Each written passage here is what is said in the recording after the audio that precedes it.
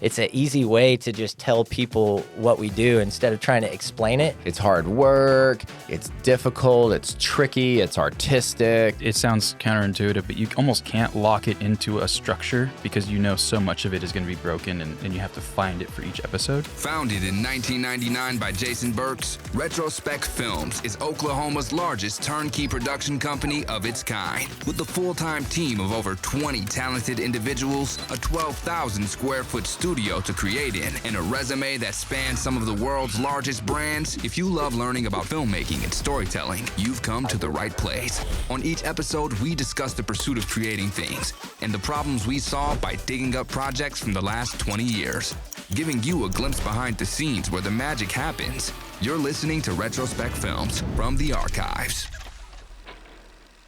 Hey guys, and thanks for joining us on Retrospec from the Archives. This is our in-house podcast where we talk about different projects we've done through history. We dig them up and then we dissect them and talk about how we did it and the different creative and producing, logistical, etc. problems that we solved. So joining me today, we have Adam Vigil, editor, director, cinematographer, colorist.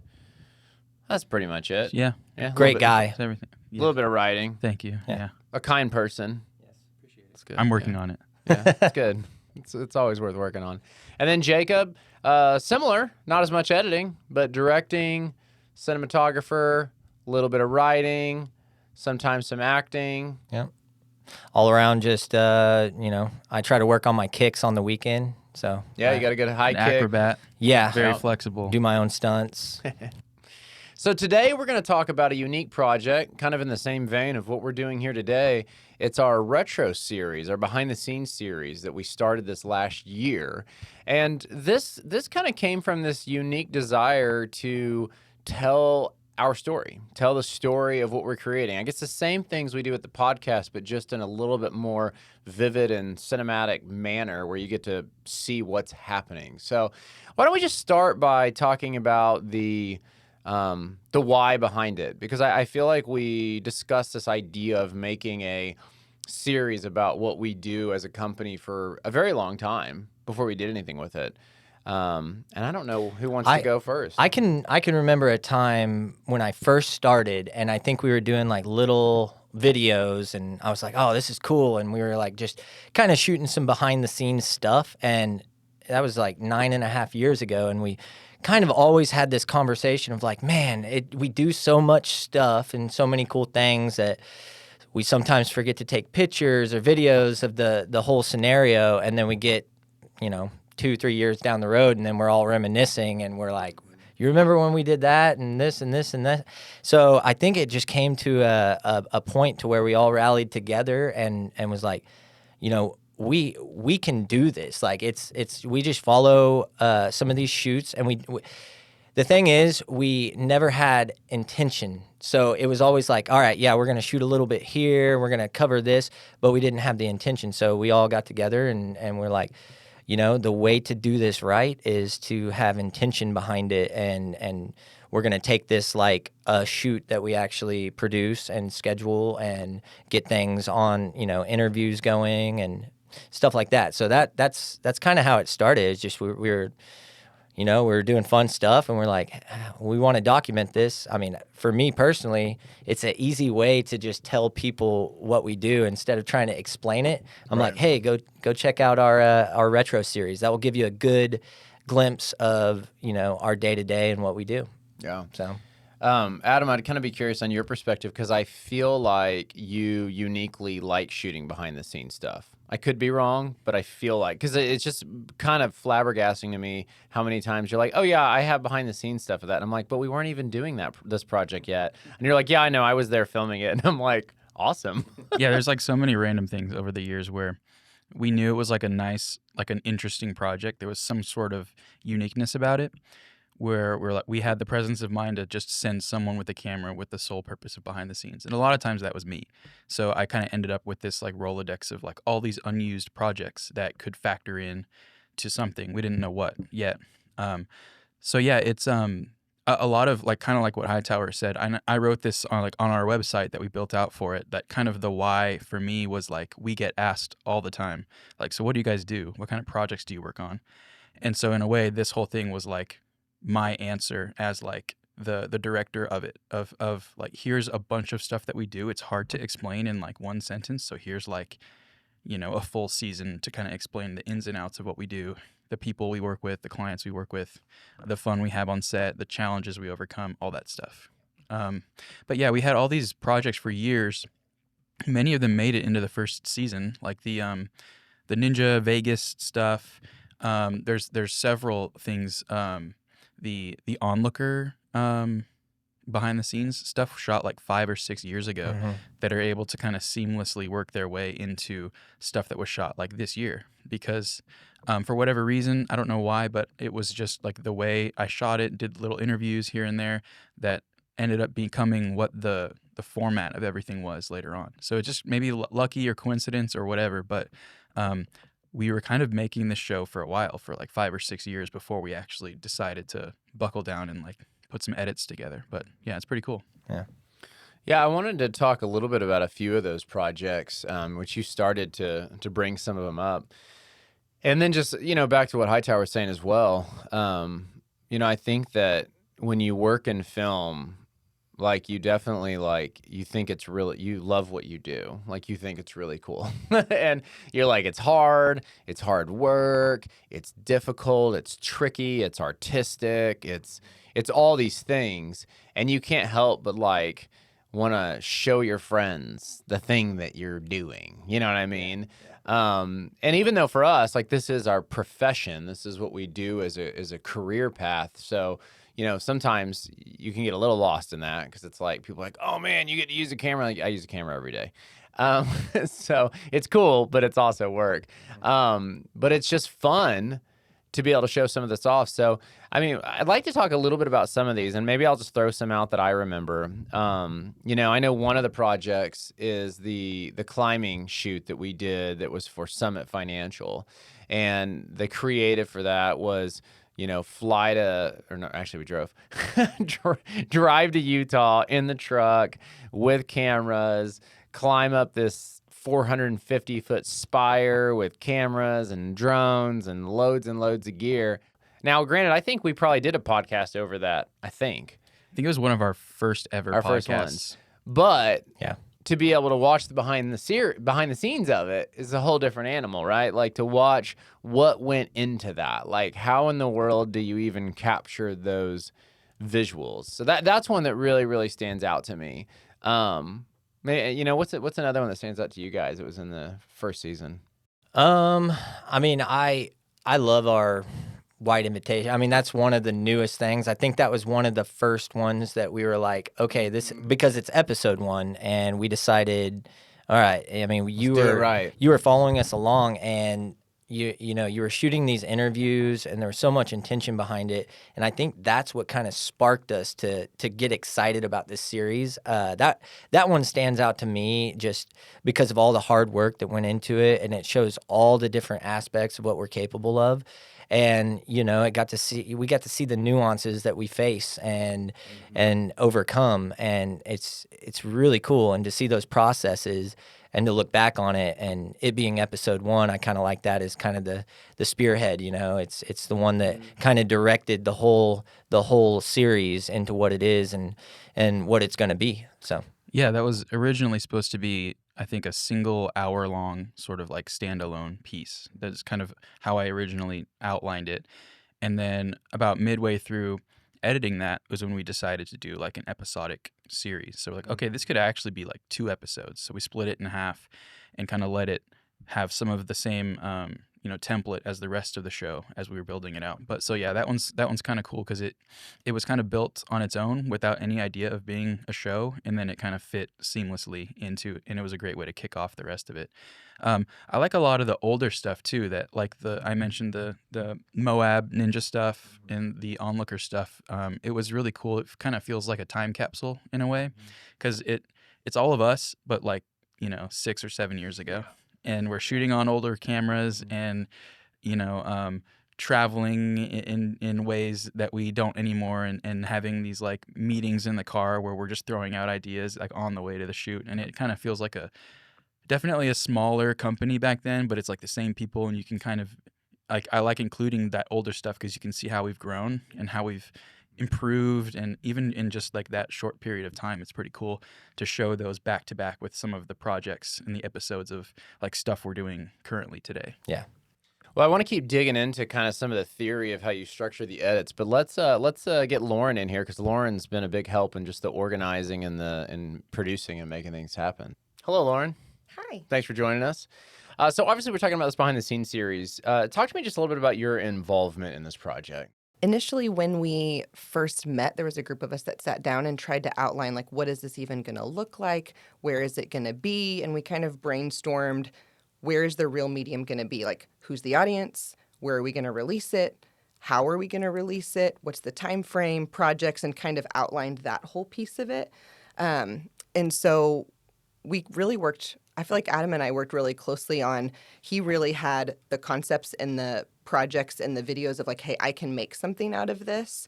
And then really I came in just to make sure, okay, can he be on set? How do we schedule it? How do we get the communications around it? And so really just collaborating back and forth to make sure that he had the time and space to do it, letting him work in all the creative things. And then I did more of the communications and releasing of it externally. We were talking a little bit about the different episodes that we liked. I'm curious, did you have a favorite one? Yes. My favorite was Beaver's Bend. Okay. That one, I feel like it showed our team really, really well. We had FPV drones flying there. It was a bigger shoot, so we had a larger crew. A lot of our team was on there. You saw their personality really well. And then there was enough like footage that Adam was able to use within the episode that just showed off the location. So that was my favorite one. Yeah, that's awesome. Yeah, I felt like the Beaver's Bend one was pretty fun. I think I guess at that point too, I feel like we were kind of getting used to cameras being around us as well. Mm-hmm. So not that we're not used to it, but so Adam, I was kind of curious. I wanted to pick your brain on just your approach to it. Like, I don't edit much anymore, but I know when I do edit, or when I used to edit all the time, you kind of sit down and assess what you have and where something kind of shines, and then you're like, okay, this inspires me to surround this with other good things. With this kind of a project, it's unique in that you can't really plan for good stuff because it's kind of like a reality show in some ways, mm-hmm. where you're like, I don't know what I'm gonna have. What was your angle, and how did you construct these? Because I do feel like each episode has it has a little bit of format, but they're all kind of uniquely different. Yeah, and that's kind of the template, is that you can't, it sounds counterintuitive, but you almost can't lock it into a structure because you know so much of it is going to be broken, and you have to find it for each episode. And I kind of think about it like there is like an evolution of projects we've done that have kind of led to the style of this show. Like I think about it in terms of the show we did for the Department of Tourism, mm-hmm. which was very much like verite, like vlog, documentary style, some interviews, but mostly like in the field stuff. Yeah. And then we evolved that and improved it for like Love on the Rocks, for example, where it's a lot of that docu-style in the field stuff mixed with interviews and trying to tell a story that is bouncing from location to location. And so we're kind of taking these things we've already done and applying it this time to like, this story or the team or the BTS. So it's kind of like, as far as the editing style, I feel like it's been something that's been like in our building for a long time. Mm-hmm. And we're just evolving it for to fit each project and what the project, asks. So, yeah, I think it definitely, we kind of took the style of wanting like an A story and a B story. So, mm-hmm. having, like, for example, the Beaver's Bend episode, that's the crew going out to Beaver's Bend for a week, filming all kinds of stuff for like a cabin country campaign. And then bouncing back and forth to, I think it was Alicia in the social team doing a shoot for Senegence. So as far as the storytelling goes, I kind of use this like a style, it's called a lot of things, but sometimes it's like Meanwhile Back at the Ranch kind of a thing. Sure.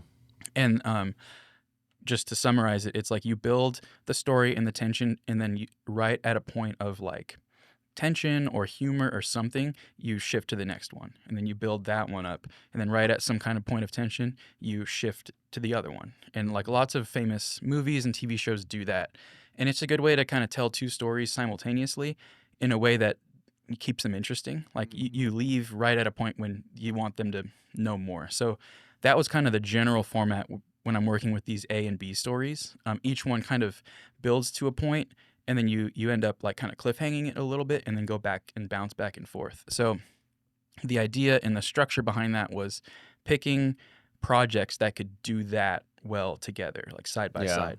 So you can't always do like, a project like that Jason is shooting and then bounce back to another project Jason is shooting. That just doesn't Yeah, work. that's weird. Yeah. So a lot of times it's matching the projects with like the personnel we have on set, or sometimes just like an outdoorsy, like Beaver's Bend style project with sort of an indoorsy like studio shoot. Those are like a good contrast to do. So it came down to like some of those initial meetings of like writing a lot of these projects out, like which ones are available and then which ones would be a good fit together to tell a story. And then also making sure that there's not like people issues of like, oh, this person's in both of these. That's kind of Right. weird. So it's a lot of puzzle pieces to when you're thinking about editing and formatting and putting all these episodes together. I'm sure you did, but did you take any that had a massive lapse of time and combine them? I can't remember. I think, yeah. There were several. I think of a lot of the ones with, which is still kind of an ongoing thing, but with Chris's short film, Right. because that's been going for around a year or Right. so, and production is still going on that. So we're kind of placing that with stuff that was shot, at the time, like present day. But then, so there's lots of mixing and matching, and I think, we didn't want to make it feel contrived, but we still wanted it to feel. Lots of our conversations were like, is this going to feel like we're faking something or being Right. disingenuous? But I think for the most part, we were still able to represent an accurate timeline. But some of the stuff was so far in the past that we knew we couldn't like A story and B story it, like the ninja and the Moab thing. Right. There's no B story to that because it would be like time jumping way too far. So we kind of had to draw a line at some point. I think there's some stuff with Onlooker episode that was kind of like that. I don't remember what the side story to that. It might have just been its own thing. But yeah, it was trying to do all of that stuff while not making it feel too contrived or too like, too weird. I'm curious, Lauren, obviously you came from working at the, I'm going to get it wrong, Cancer Treatment Centers of America. That's right. Completely different world than film production. I'm sure that, and I don't know if your friends and family were like, what are you doing now? I'm sure there was some of that. I've never even asked you that. But I'm sure there must have been some people in your world that are like, what? What are you doing now? I'm curious in working on this project, and not just working on this project, but now having this project at your fingertips. I don't know if, any of your friends or family have watched any of this, but I'd just be kind of curious in your world, the reaction from that, if there has been any, just because I'm sure for you probably do more explaining about what you do for a living than like me, because everyone that knows me is like, oh yeah, that's all he's ever done. He's a video guy. So I actually felt like the show made it really easy to show what we do because even I was at the gym one day and I told Adam, but there was a girl that watched it. I had like shared something on social media about this series and she's like, your team is fun. And I was like, I know. But it kind of gives you insight into who the people are, or like my husband watched it and he was like, I knew I liked them, but they're actually really funny because like I didn't realize they were that funny. And I was like, well, yeah, that's why we get along. They're fun. So it was a nice way to kind of highlight, hey, what I do personally within my role and then what our team does like when they go out on a shoot. And like Adam said, being able to pair large projects with small projects. Like I was in the Senegence episode. Me and Alicia were in the studio. And so even being able to show them like, hey, we're in the studio. This is one aspect of what I do too.